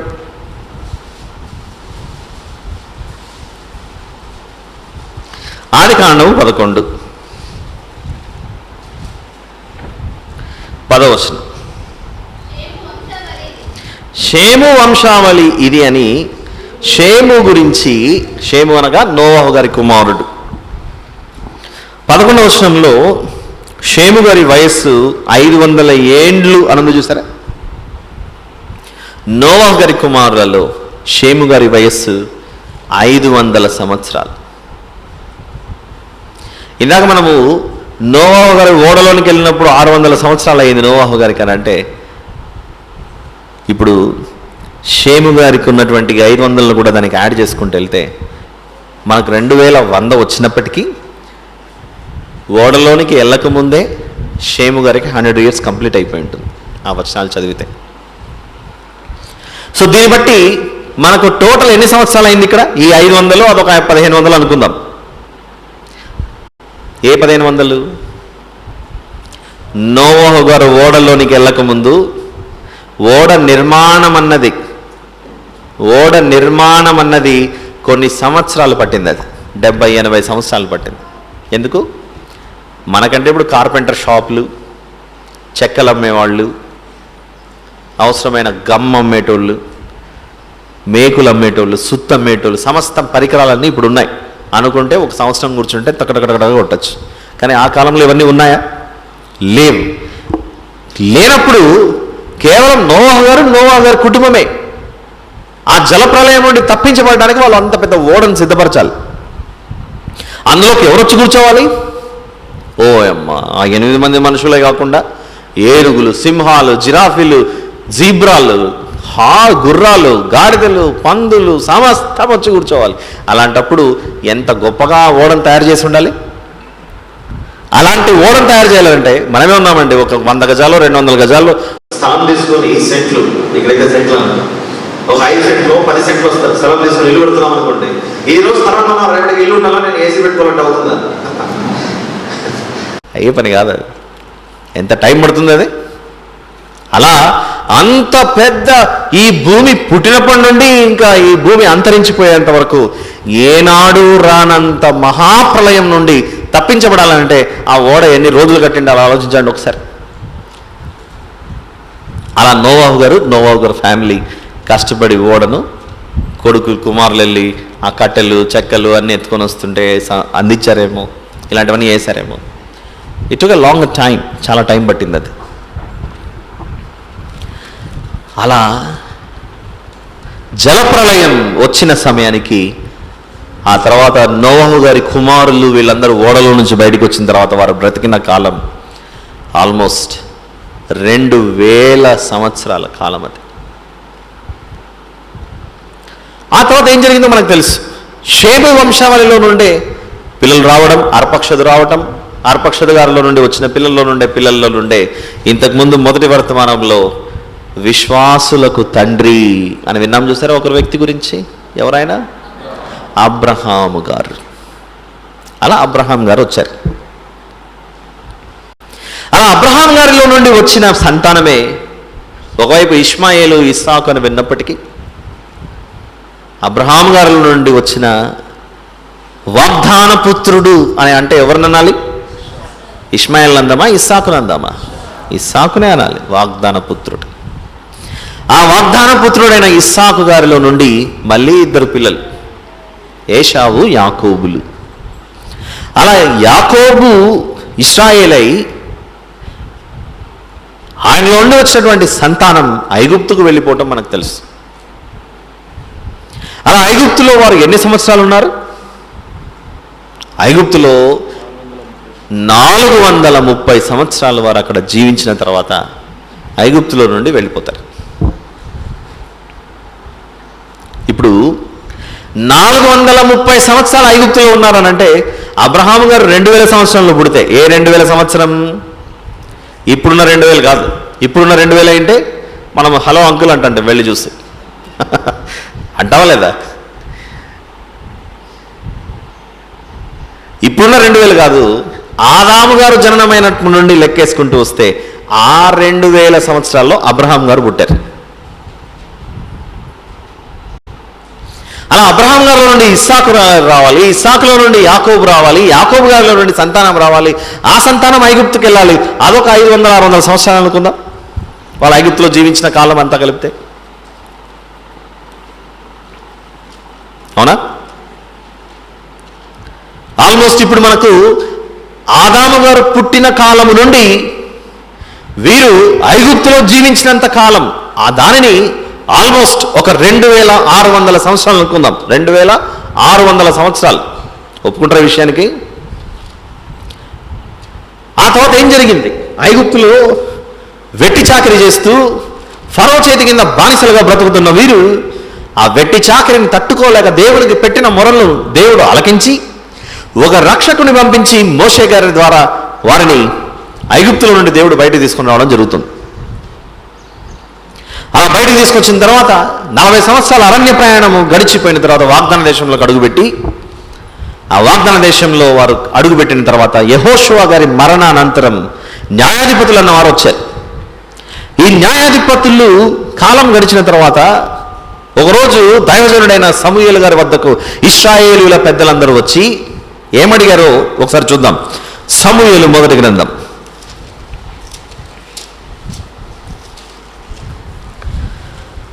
సమూయేలు మొదటి గ్రంథము 8వ అధ్యాయము.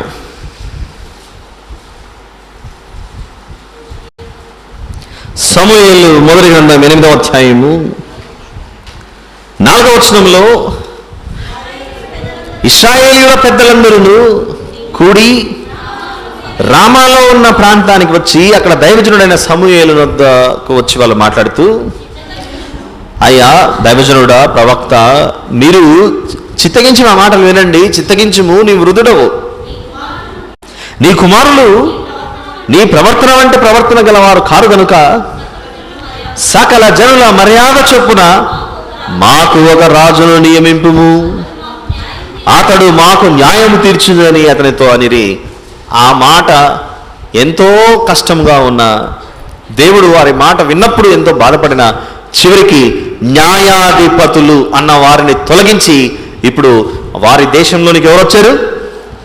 రాజులు అన్నవారు వచ్చారు. ఆ రాజులలో మొదటి రాజే ఏ రాజు? సౌలు అన్న బెన్యామీను గోత్రికుల్లో నుండి వచ్చినటువంటి, బెన్యామీను గోత్రంలో నుండి వచ్చినటువంటి మొదటి రాజు సౌలు.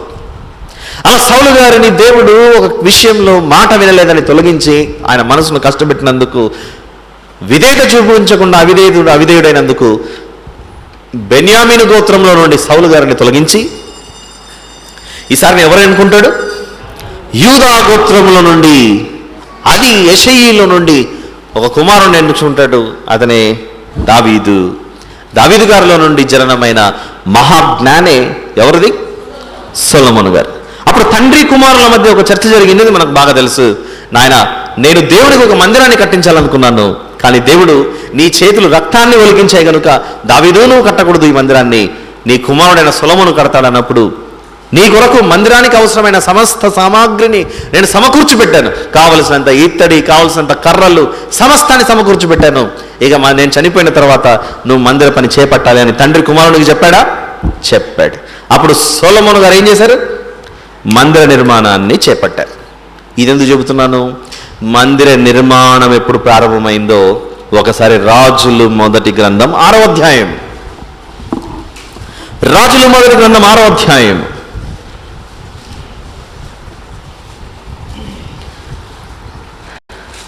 మొదటి వచనం నుండి చూద్దామండి.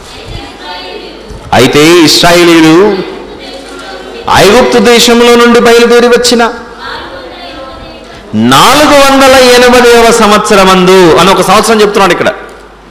అనగా సొలొమోను ఇశ్రాయేలును ఏలిన 4వ సంవత్సరమందు జీపను 2వ మాసమున అతడు యెహోవా మందిరమును కట్టింపనారంభించెను. ఆల్రైట్, లెక్క చూద్దాం ఇప్పుడు. ఆదాము గారు బతికినది 930. నోవాహు గారు ఓడలోనికి వెళ్ళింది 1656. ఓడలో నుంచి బయటకు వచ్చిన 500 సంవత్సరాలకి షేతు గారి కాలం అయిపోయింది, 2000 సంవత్సరాలు. ఆ 2000 సంవత్సరాలు అయిపోయిన సమయానికి అబ్రహాము, ఇస్సాకు, యాకోబుల సంతానము వారు పెరిగి పెద్దవారై ఐగుప్తులో 430 సంవత్సరాలు వారు బ్రతికారు. అక్కడికి ఎన్ని సంవత్సరాలు? ఇంచుమించు 2500 సంవత్సరాలు అయిపోయాయి. ఆ 2500 సంవత్సరాల తర్వాత దేవుడు వారికి చేసిన మేలన్నిటిని బట్టి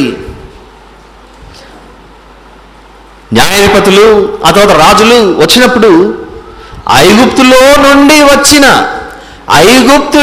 నుండి బయటికి వచ్చి వాగ్దాన దేశాన్ని స్వతంత్రించుకున్న 480 సంవత్సరానికి యెరూషలేం మందిరం నిర్మాణం ప్రారంభమవుతోంది. అంటే యెరూషలేం మందిరం నిర్మాణ పనులు ప్రారంభమయ్యే సంవత్సరానికి ఆదాము గారు జననమైన ఆ సమయం నుండి, ఆదాము గారు ఆది కాండములో పుట్టిన ఆ సంవత్సరం నుండి యెరూషలేం అన్న ఆ మందిరపు పునాదులు వేయబడే సమయానికి ఇంచుమించుగా 2950 నుండి 3000 సంవత్సరాలు.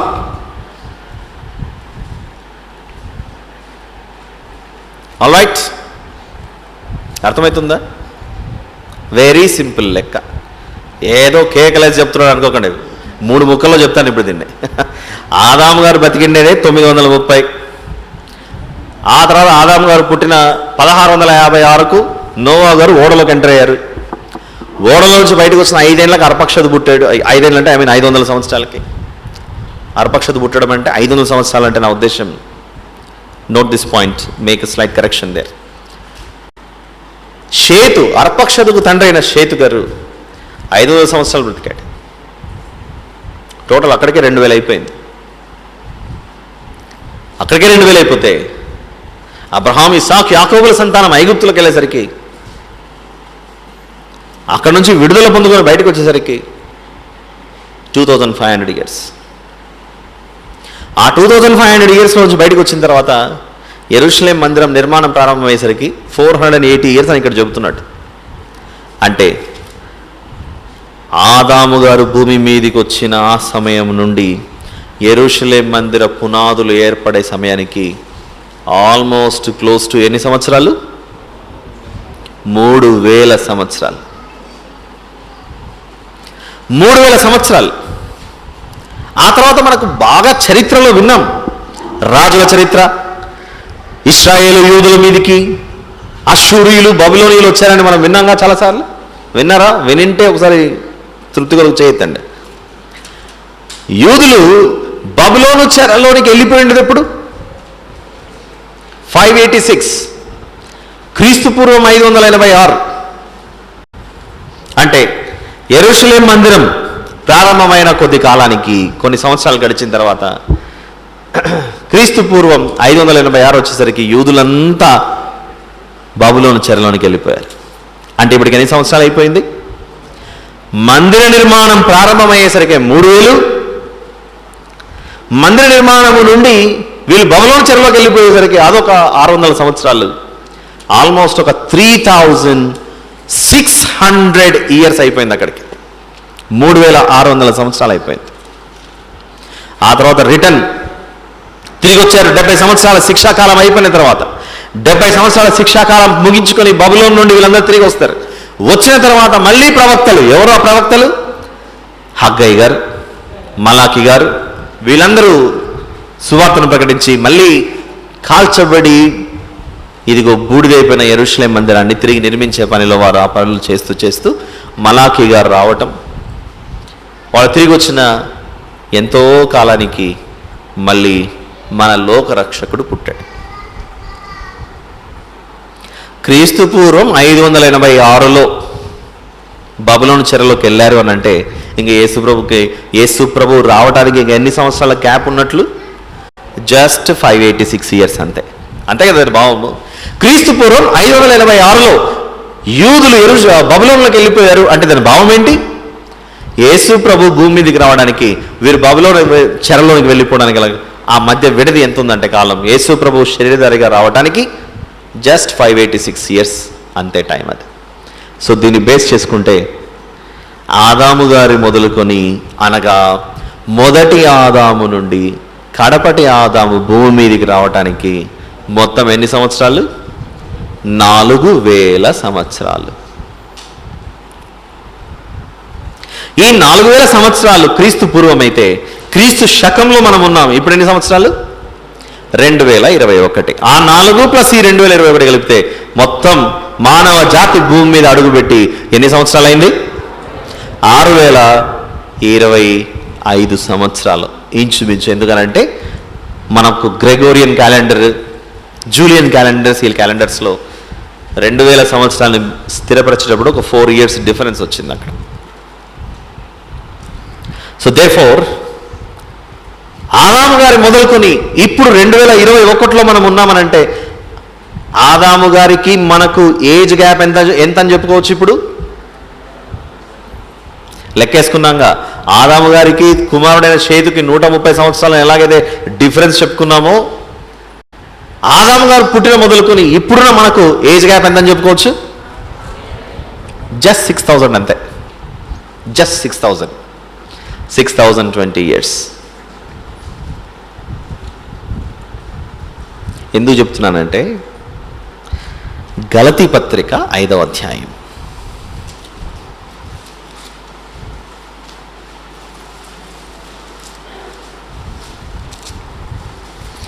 గలతీ పత్రిక 5వ అధ్యాయం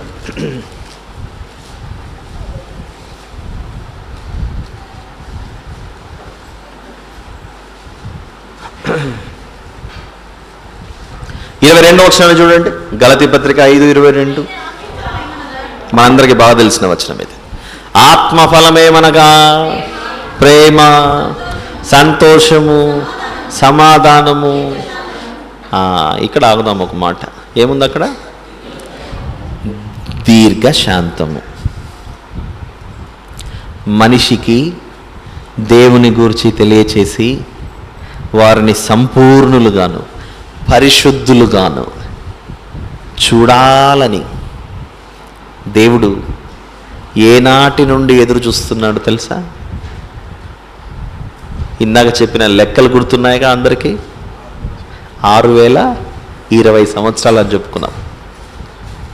దీన్ని ఏమంటారు తెలుసా? ఒకసారి ఊపిరి బాగా లోపలికి పీల్చుకోండి. అలా పీల్చుకొని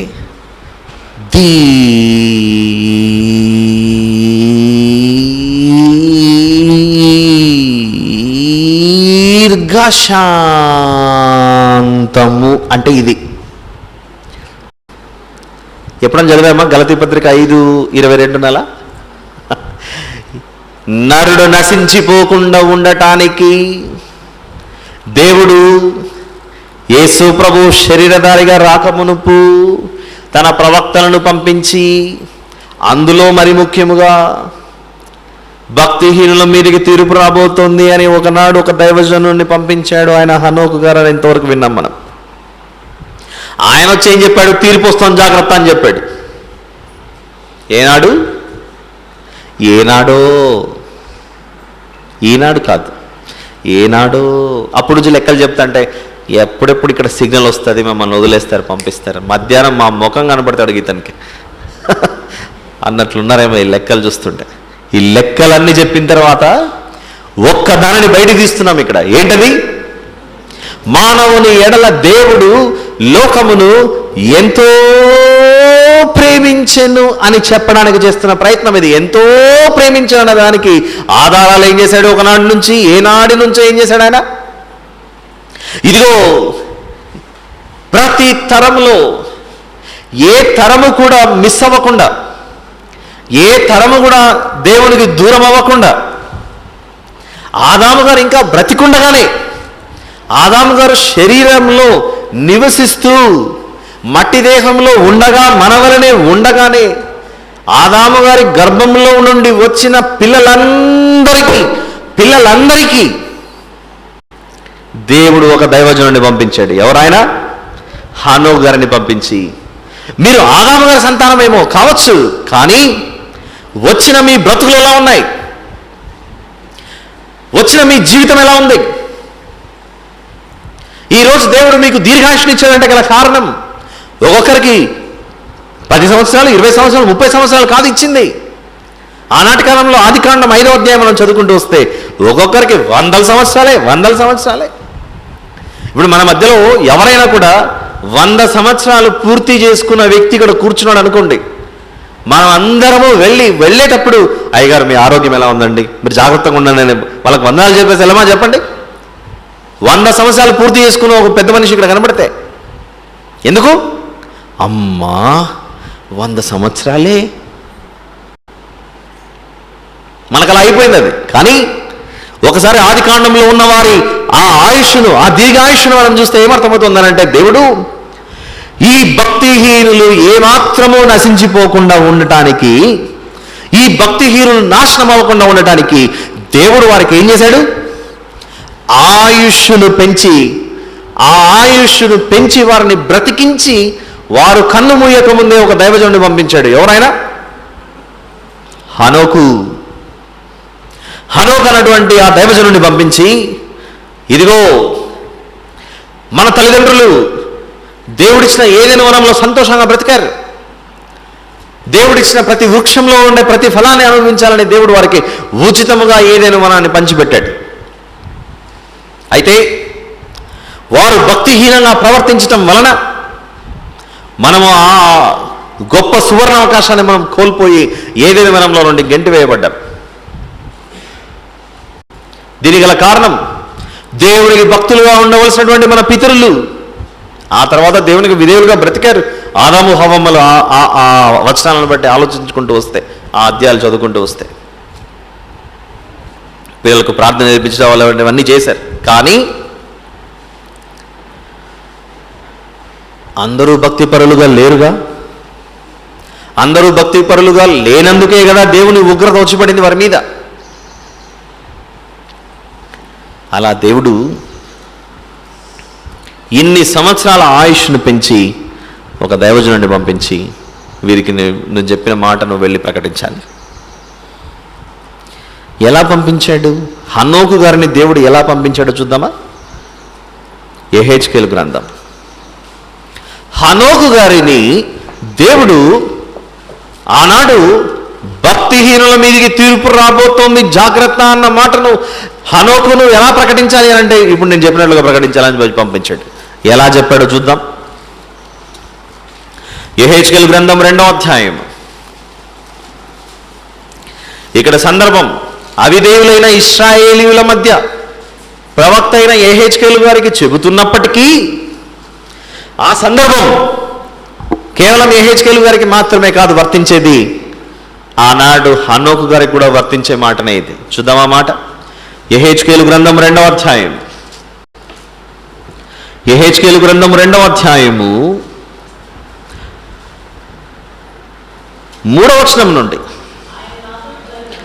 దేవుడు నాతో ఇట్లా, నేను నరపుత్రుడా, నా మీద తిరుగుబాటు చేసిన జనుల యొద్దకు, ఎవరి మీద తిరుగుబాటు చేసిన వారికి మధ్యలోనికి, దేవుని మీద తిరుగుబాటు చేసిన వారి మధ్యలోనికి, నా మీద తిరుగుబాటు చేసిన జనుల యొద్దకు, ఇశ్రాయేలీయుల యొద్దకు నిన్ను పంపుచున్నాను. వారును వారి పితరులను నేటి వరకును నా బాటు చేసిన వారు. వారు ఎలాంటి వారట? సిగ్గుమాలిన వారును కఠిన హృదయులై ఉన్నారు. వారి యొద్దకు నేను నిన్ను పంపుచున్నాను. వారు తిరుగుబాటు చేయువారు కనుక వారు వినినను వినకపోయినను, వారు విన్నా సరే వినకపోయినా సరే ఏహెచ్కేలు నువ్వు వెళ్ళి చెప్పాల్సిందే.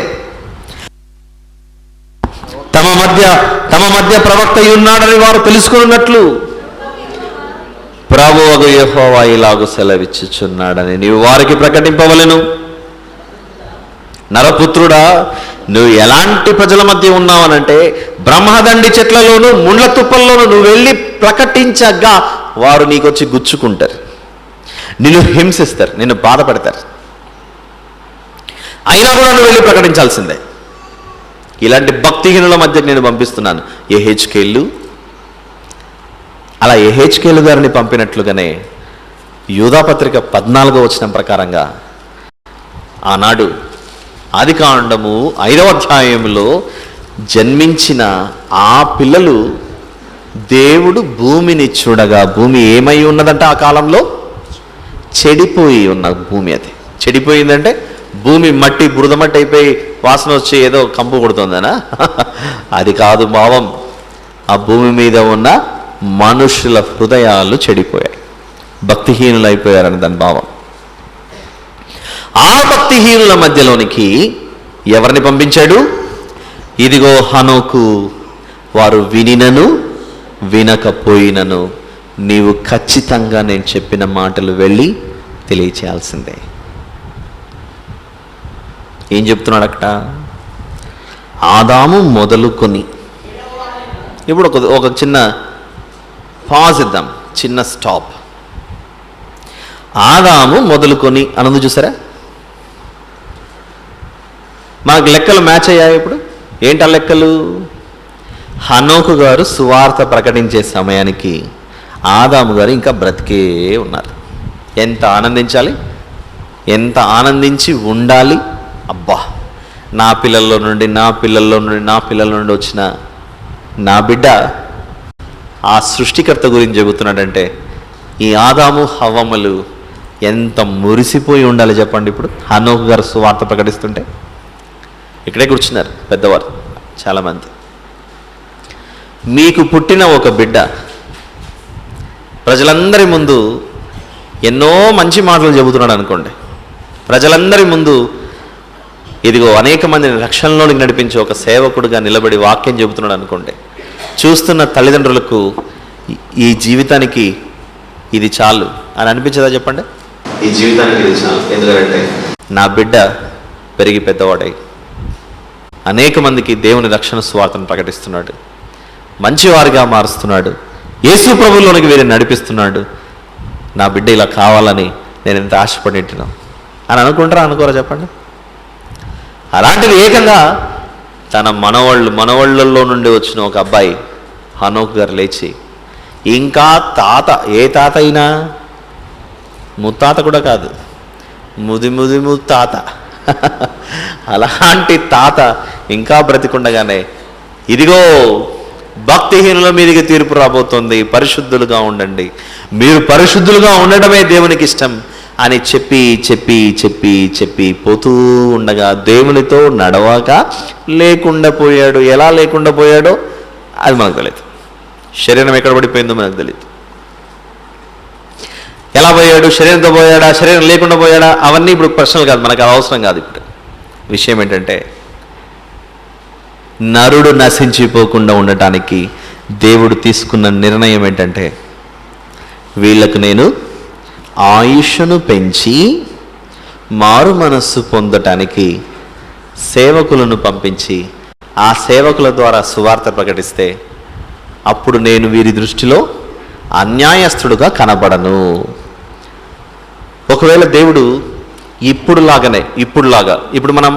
మన సగటు ఆయుష్ ఇప్పుడు 2021లో మనం ఉన్నాం. మన యావరేజ్ ఏజ్, మన సగటు ఆయుష్ 70, మహాబలం ఉంటే 80, ఇంకా బలం ఉంటే ఒక 100, అదృష్టం ఉంటే 100 దాటిన తర్వాత 4-5 ఏళ్ళు బ్రతకచ్చు. ఒకవేళ దేవుడు ఆదికాండంలో ఇందాక మనం చదువుకున్న పేర్లు ఉన్నాయి చూసారా, ఒక్కొక్కరు ఎన్ని సంవత్సరాలు? ఒకరు 900, ఒకరు 800, ఒకరు 700, ఒకరు అన్ని వందల సంవత్సరాలు బ్రతికారంటే దేవుడు ఆయుష్నిస్తేనే కదా వాళ్ళు బ్రతికేది. ఎందుకు దేవుడు ఆయుష్నిచ్చిండవచ్చు అని ఆలోచిస్తే ఇప్పుడు అర్థమవుతుంది. మన వలే వాళ్ళకు ఒక 70 సంవత్సరాలు 80 సంవత్సరాలు ఇచ్చి అంతటితో మనుషుల జీవితాలను దేవుడు అక్కడ క్లోజ్ చేసి ఉంటే వారికి ఏం వినపడే అవకాశం ఉండదు. సువార్త వినపడకుండా కన్ను మూస్తారు. వారు సువార్త వినకుండా కన్ను మూసారనుకోండి, వారు ఎక్కడ పోయి పడిపోతారు? ఇప్పుడు పోయి పాతాళంలో పడతారు, నిత్య నరకాగ్నిలోకి వెళ్ళిపోతారు, నిత్య జీవానికి బదులుగా నిత్య నాశనానికి వెళ్ళిపోతారు. వాళ్ళు నిత్య నాశనంలోనికి వారు వెళ్ళిపోకుండా ఉండటానికి దేవుడు ఏం చేశాడు? వీరి కొరకు ఆయుష్ను పెంచి అందరినీ సజీవ లెక్కలో ఉంచి ఆ భక్తిహీనుల మీద దేవుని కృప మెండుగా కుమరించి దైవజనుడిని పంపించి, ఇదిగో మీరు ఇలా బ్రతుకుచుంటే నా దృష్టిలో భూమి చెడిపోయినట్లు కనబడుతుంది, బ్రతకూడదు ఇలా అని దేవుడు. మనం ఇన్నాళ్ళు భూమి మీద దేవుడు ఎవరికైనా ఆయుష్ను పెంచాడంటే ఒక పేరు చెప్పుకుంటాం. ఎవరది? రాజైన హిజ్కియా. గుర్తుందా? అది రోగం వచ్చి చచ్చిపోతావు ఇంకా నువ్వు అని ప్రవక్త అయిన యెషయా గారి ద్వారా సమాధానం దేవుడు హిజ్కియా గారికి వర్తమానం పంపిస్తే, ప్రభువా నేను నీ దృష్టిలో ఎలా పెరిగానో, ఎలా నడుచుకున్నానో, ఎలా ప్రవర్తించానో, నా యొక్క భక్తి శ్రద్ధలు నువ్వు చూసిన ఆయుష్ను పెంచవా తండ్రి అని అడగగానే దేవుడు హిజ్కియా గారికి ఆయుష్ పెంచాడా లేదా? పెంచాడు. ఆ సందర్భమే మనకు గుర్తొస్తుంటుంది. కానీ ఈ భక్తిహీనులకు దేవుడు సువార్త ప్రకటించడానికి ఇన్నాళ్ళు దేవుడు ఇన్ని సంవత్సరాల ఆయుష్ను ఇచ్చాడన్న విషయం మనం ఎప్పుడైనా ఆలోచించామా? ఏనాడు మనం ఆలోచించాం? ఈయన ఇన్నేళ్ళు బ్రతికాడు, బర్త్డే అయిపోయింది, డెత్ డే వచ్చింది, బర్త్డే అయిపోయింది, డెత్ డే వచ్చింది చదువుకొని ఆదికాండం ఫటాఫట 5వ అధ్యాయం 5 నిమిషాలు చదివేసుకో. మనం బైపాస్ హైవేలో వెళ్ళిపోయినట్లు వెళ్ళిపోతుంటాం. ఆ హైవే మీద కూడా ఒక 2 నిమిషాలు ఆగి ఆలోచిస్తే మనకి ఎంత మెసేజ్ వస్తుంది చూడండి. ఇక్కడ ఎంత గొప్ప సందేశం వస్తుంది.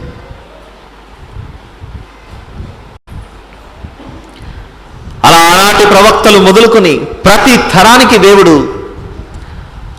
ఇందాక చెప్పుకుంటున్న ఈ విషయాల్లోనే మన వలనే 70 సంవత్సరాల ఆయుష్, మన వలనే 60 సంవత్సరాల ఆయుష్, మన వలనే ఒక 80 సంవత్సరాల ఆయుష్నిచ్చి దేవుడు ఆదాము గారిని అలా క్లోజ్ చేసేసి ఉంటే, ఆదాము గారి గర్భాన పుట్టిన బిడ్డలను కూడా అలా దేవుడు అలా క్లోజ్ చేసేసి ఉండింటే ఏమయ్యేది చెప్పండి? ఇప్పుడు వీళ్ళు వెళ్ళి సువార్త వినకుండా పాతాళంలో పడేవారు.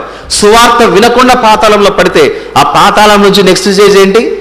నిత్య నరకం, నిత్యాగ్ని. అక్కడ అగ్ని ఆరదు, పురుగు చావదు. అక్కడికి వెళ్ళి వీళ్ళు ఏమంటారు చెప్పండి? అక్కడికి వెళ్ళి వీళ్ళు ఏమంటారంటే ఆ పరలోకమందున్న ఆ పరిశుద్ధ దేవుణ్ణి పట్టుకుని, ఏమయ్యా నీ సంతోషం కొరకు, నీ ఆనందం కొరకు, నీ యొక్క ఎంటర్టైన్మెంట్ కొరకు భూమి మీదకి మనుషులు పంపించావు. మనుషులు పంపించి మేము తప్పు చేస్తే మాకు ఇలాంటి శిక్ష పడుతుందని నువ్వు ఏ రోజైనా మాకు చెప్పావా? మాకు చెప్పింటే మేము మారుమనసు పొందేవాళ్ళంగా.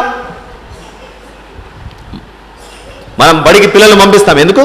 నాయన బాగా చదువుకుంటే ఉత్తీర్ణం అవుతావు, భవిష్యత్తు బాగుంటుంది, చదువుకోకపోతే నాశనం అవుతావు, ఇలాంటి బుద్ధి మాటలు కదా చెప్పి పంపించేది. ఎలాగో సందర్భం వచ్చిందో ఒక చిన్న ఎగ్జాంపుల్ చెప్తాను. మీరు వినే ఉండొచ్చేమో గతంలో అది, బట్ స్టిల్ సందర్భం వచ్చింది కాబట్టి ఒక చిన్న ఉదాహరణ. ఒక తల్లికి ఒక కొడుకున్నాడట. చిన్నప్పుడు వాడు 2వ తరగతో 1వ తరగతి చదువుతూ పక్కనే కిరాణా కొట్టు దుకాణం ఉంటే, నాయన అంగడికి వెళ్ళి ఇంట్లో పప్పులు ఉప్పులు అయిపోయినా కొంచెం తీసుకురాపోనాయన అని పంపించింది. సరే అని అమ్మ దగ్గర డబ్బు తీసుకుని కుమారుడు వెళ్ళాడు. ఏం కావాలి ఆయన? షాప్ ఓనర్ అడిగితే ఇది కావాలన్నాడు. ఆ షాప్ ఆయన వెనక్కి తిరిగి ఆ వస్తువులు తెచ్చేలోపు, ఓ ఇంట్లో అవసరమైనది ఇంకోటి లేదు, నాకు బాగా తెలుసు అని ఆ షాప్లోనే కిరాణా పాటు చిన్ని చెంచాలు గరిటెలు అమ్మే దుకాణం అంటారు. ఒక స్పూనో గరిటెనో ఆ షాప్లో నుంచి అతను వెనక్కి తిరగడం ఆలస్యం. ఇతను ఈ అబ్బాయి ఒక స్పూను చెంచా అలాంటి తీసుకొని జోలో పెట్టుకొని ఇంటికి వచ్చాడు. ఇంటికి వచ్చిన తర్వాత అమ్మ చెప్పిన పప్పు ఉప్పులు అన్నీ ఇచ్చిన తర్వాత జోబులోంచి తీశాడు చెంచా. తీసి, అమ్మ మనం వంటలు వండుకున్నానని వడ్డించుకోవడానికి గరిటె లేదు కాబట్టి ఈ గరిటె నేను దొంగతనం చేసుకొని వచ్చానని చెప్పేసి ఆ గరిటె తీసుకొని వచ్చాను. అతను వెనక్కి తిరుగుతానని నేను తీసుకొచ్చానంటే, శబాష్ మంచి పని చేసావురా బిడ్డ అని తల్లి. అప్పుడు వీడికి ఏమర్థమైంది? అమ్మ లైసెన్స్ ఇచ్చింది, ఇంకేం కాదని అనుకున్నాడు వీడు. అమ్మ నాకు లైసెన్స్ ఇచ్చింది అనేసరికి వీడికి కొమ్ములు విరిగిపోయాయి. ఈసారి కొంచెం వయసు పెరిగింది. ఈసారి గరిటెలు కాదు, పెద్ద పెద్ద వాటికే. అన్న ఎవరో వస్తున్నారు చూడండి, మిమ్మల్ని ఎవరో చూస్తున్నారని వెనక్కి తిప్పి వెనకాల పాకెట్ నుంచి పర్సు లేపాడు. అర్థమవుతుంది ఏం చెప్తున్నాను? ఆ పర్సు తీసుకొని నేను ఇంటికి వెళ్ళి ఓపెన్ చేస్తానే, వేలు అమ్మా నేను ఈ పని చేస్తానంటే, మంచి పని చేస్తారా బిడ్డ, మనం కష్టాల్లో ఉన్నాం అని ఆ తల్లి బిడ్డను ఎలా పెంచుకుంటూ వచ్చింది? ఇలా దొంగతనాలు చేస్తూ చేస్తూ చేస్తూ ఉండే విధంగా పెంచేసింది. ఇలా పెద్దవాడైన తర్వాత పెద్దవాడయ్యాడు, మీసాలు వచ్చాయి, గడ్డాలు వచ్చాయి. ఒకరోజు ఒక ఇంటికి వెళ్ళాడు అర్ధరాత్రి. ఇంటికి కన్నం వేసాడు, తాళాలు బలగొట్టాడు, లోపలికి వెళ్ళాడు, ఆ ఇంటిని దోచేసుకున్నాడు. ఇంటికి వచ్చాడు, పంచుకున్నాడు. ఇదేదో బాగుంది కదా బిజినెస్ అని ఇంకో ఇంటికి వెళ్ళాడు. ఆ ఇంట్లో మనుషులు ఉన్నారు. ఆ మనుషులు ఉన్నప్పుడు దౌర్జన్యానికి దిగేసరికి కనబడిన దాంతో కొట్టి చంపేశాడు. ఎక్కడ ప్రారంభమైంది ఇది? చిన్న చెంచా దగ్గర, గరిటె దగ్గర దొంగతనాలు స్టార్ట్ అయ్యాయి. ఇప్పుడు పెద్దవాడైపోయి ఏమైపోయాడు? ఆ దొంగతనాలు కాస్త వీడు ఏమైపోయాడంటే ఇప్పుడు నరహంతకుడు అయిపోయాడు. అలా దుష్టుడైపోయి విపరీతంగా చెడిపోయిన తర్వాత ఒకరోజు ఎవరికి దొరకననుకున్నాడు, దొరికాడు. ఎవరికి? మన అంకుల్స్కి దొరికాడు. వీళ్ళు తీసుకెళ్లి న్యాయమూర్తి ముందర పెట్టారు. ఆ న్యాయమూర్తి ఆలస్యం చేయక ఇతని ఉరి స్తంభానికి ఎక్కించాడని ఉరి శిక్ష వేశాడు. అతి కిరాతకమైనటువంటి హత్యలు చేసేసాడు. ఇలా ఉరి శిక్ష పడే ముందు యథావిధిగా అధికారులు అడిగారు, నాయన నువ్వు చచ్చిపోతున్నావు, నీకేమైనా చివరి కోరిక ఉందా అని అంటే, ఒక్కసారి మా అమ్మని చూడాలని ఉంది, మా అమ్మతో మాట్లాడాలని ఉందని పిలుస్తాడు. వాళ్ళు చివరి కోరిక మేరకు అమ్మని పిలిపిస్తారు. అమ్మ వచ్చి నిలబడుతుంది అక్కడ. అమ్మ అంత దూరంలో నిలబడ్డావు, కొంచెం దగ్గరికి వస్తే నేను ఒక విషయం చెప్పాలనుకుంటున్నాను అంటాడు. అప్పుడు ఈ తల్లి, ఇంకా ఎక్కడైనా ఏమైనా దాచిపెట్టాడేమో వీడు, నాకు తెలియకుండా ఏమైనా మొత్తం సీక్రెట్లు చెప్తాడేమో అనుకుని తల్లి చాలా దగ్గరికి వచ్చింది. ఇంకా దగ్గరికి రామా దగ్గర తీసుకున్నాడు. దగ్గరికి రావడం ఆలస్యం. ఆ జాలీలో నుండే చేతులు తల్లిని అలా గట్టిగా పట్టేసుకొని చెవులో చెప్పాలనుకుంటున్నానని చెవు దగ్గరికి వచ్చేసరికి ఆ చెవు తెగిపోయేంత వరకు కొరికేశాడు. తల్లి చెవు తెగి ఊడి ఆ రక్తం కారేంత వరకు, ఆ చెవి తెగిపోయేంత వరకు కొరికి పడేశాడు. అప్పుడు చుట్టూ ఉన్నటువంటి అధికారులు వచ్చి, ఏమైంది నీ ఇప్పుడు కూడా చచ్చిపోయే ముందు కూడా ఈ తల్లిని ఇంత హింసిస్తున్నావు కదా నువ్వు అని అంటే, అప్పుడు అందరితో చెప్తున్నాడు, నేను ఇలా అవ్వడానికి గల కారణం ఈ తల్లి నాకు అన్యాయం చేసింది. ఒకరోజు నేను ఆ రోజు ఆ చిన్ని చెంచా, ఆ స్పూన్ లేదా గరిట దొంగతనం చేస్తున్నప్పుడే నా చెంప పగలగొట్టి ఇలాంటి నేరాలు చేయకూడదురా అని ఆ రోజు నన్ను సరి చేస్తుంటే ఈరోజు నా బ్రతుకు బాగుండేది. మా అమ్మ చెప్పాల్సిన సమయంలో నన్ను చెప్పలేదు కనుక నేను ఇలా పాడవడానికి గల కారణం నా తల్లే కారణం. నేను ఇలా చెడిపోవడానికి గల కారణం నా తల్లే. నా తల్లి మంచిది కాదు, నా తల్లి అన్యాయస్తురాలు అన్నాడు ఈ బిడ్డ. ఈ ఉదాహరణ మీకు అర్థమైతే ఆలోచిస్తారు, దేవుడు మనిషికి అలా 100 సంవత్సరాల ఆయుష్నిచ్చి సేవకులను పంపించి, హనోకు గారు లాంటి వారే ఉన్నటువంటి దైవజనుని పంపించి ఇదిగో భక్తిహీనుల మీదకి తీర్పు రాబోతుంది, ఉగ్రత రాబోతుంది, జాగ్రత్త అని హెచ్చరించకుండా మనవలే ఆనాటి మనుషులకు కూడా 60, 70, 80 సంవత్సరాలు ఇచ్చి చంపేసి ఉండింటే వారు ఏమి వినకుండా చచ్చిపోయేవారు? ఏం వినకుండా చచ్చిపోయేవారు? సువార్త వినకుండా చచ్చిపోయేవారు. సువార్త వినకుండా కన్ను మూస్తే ఏమవుతుంది మనిషికి? వెళ్ళేది అగాధమే, వెళ్ళేది ఆ నిత్యాగ్నే, ఆ నరకమే. ఆ నరకంలోనికి వారు పడిపోకుండా ఉండటానికి దేవుడు ఏం చేశాడు?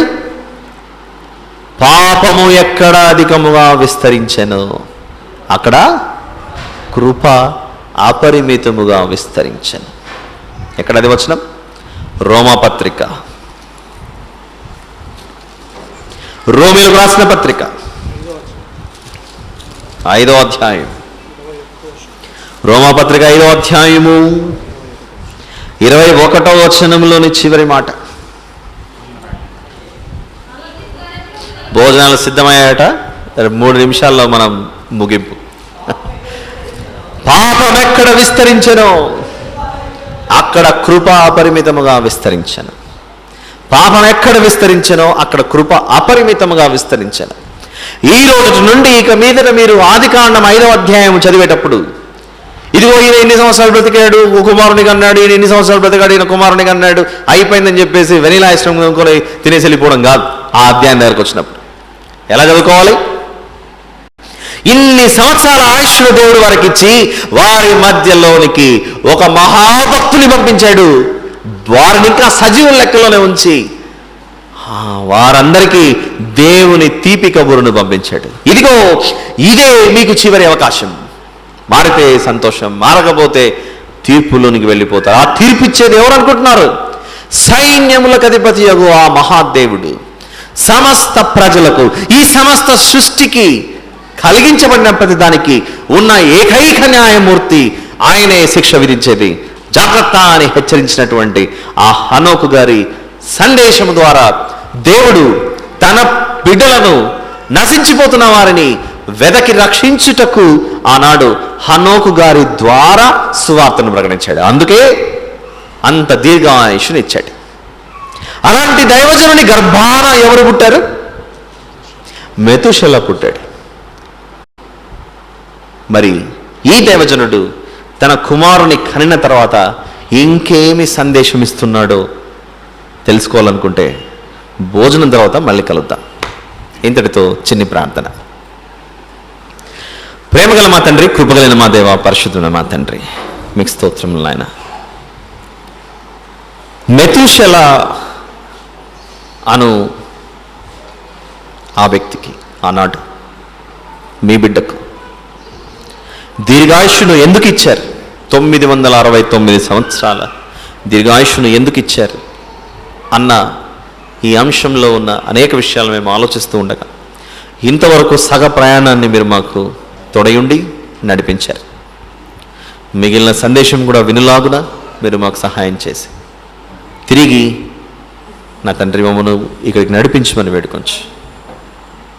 ఇంతవరకు ఓపికతో కూర్చొని విన్న మీ బిడ్డలకు రావాల్సిన దీవెన ఆశీర్వాదం దయచేయమని మా ప్రభువును ప్రియరక్షకుడైన యేసు ప్రభు వారి పేరిట అడిగి వేడుకొంచు సమర్పిస్తున్నాను తండ్రి.